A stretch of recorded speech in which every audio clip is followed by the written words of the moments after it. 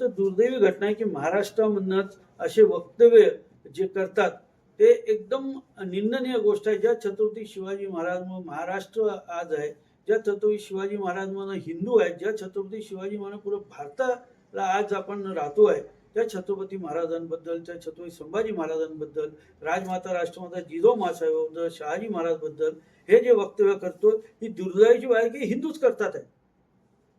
आणि हे अतिशय निंदनीय आहे. ह्यांच्यावर कारवाई का होत नाही हा मला विचार आहे आणि यांच्यावर कारवाई लवकरात लवकर झाली पाहिजे असे असामाजिक तत्व आम्ही यांना मानतो.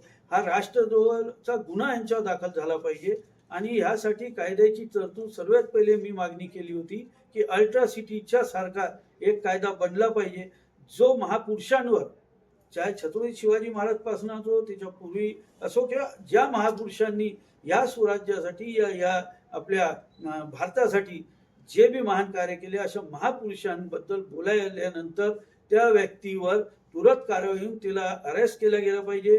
मग त्याची शहानिशा केली पाहिजे की सत्य आहे की नाही आहे. सत्य असलं त्याला सजा झाली पाहिजे, असत्य असल्यास त्याच्याबद्दल माहिती देऊन त्याला सोडण्यात आलं पाहिजे. हे माझं म्हणणं आणि माझी कोर्टाला बी सर्वांना विनंती आहे.